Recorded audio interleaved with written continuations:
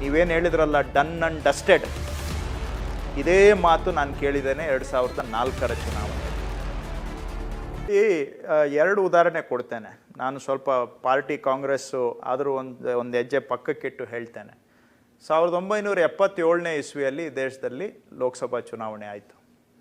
ತಾವು ಇನ್ನೂ ಹುಟ್ಟಿದ್ರೋ ಇಲ್ವೋ ಗೊತ್ತಿಲ್ಲ, ನಾನಿನ್ನೂ ಅವಾಗ ಚಿಕ್ಕ ಹುಡುಗ.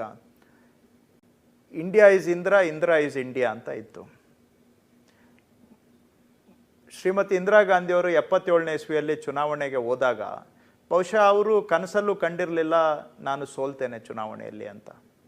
ಅವರು ತಿಳಿದಿದ್ದು ಆವತ್ತು ನಾನು ಎಷ್ಟು ಪಾಪ್ಯುಲರ್ ಇದ್ದೇನೆ ಅಂತ ಹೇಳಿದ್ರೆ, I will come back with absolute majority ಅನ್ನುವಂಥ ಬಹುಶಃ ಲೆಕ್ಕಾಚಾರದಲ್ಲಿ ಚುನಾವಣೆಗೆ ಹೋದರು.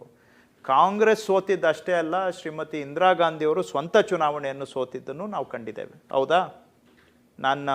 ನೀವೇನು ಹೇಳಿದ್ರಲ್ಲ, ಡನ್ ಆ್ಯಂಡ್ ಡಸ್ಟೆಡ್, ಇದೇ ಮಾತು ನಾನು ಕೇಳಿದ್ದೇನೆ 2004ರ ಚುನಾವಣೆಯಲ್ಲಿ.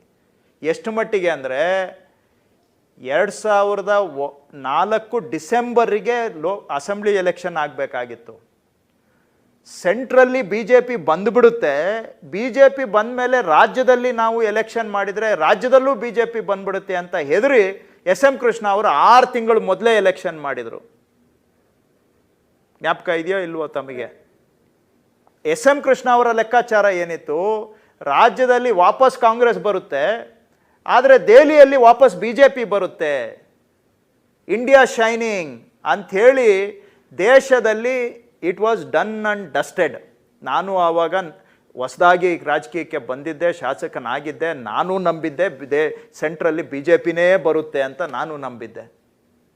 ಆದರೆ ಈ ದೇಶದ ಜನ ತೀರ್ಪು ಬೇರೆದೇ ಕೊಟ್ಟರು.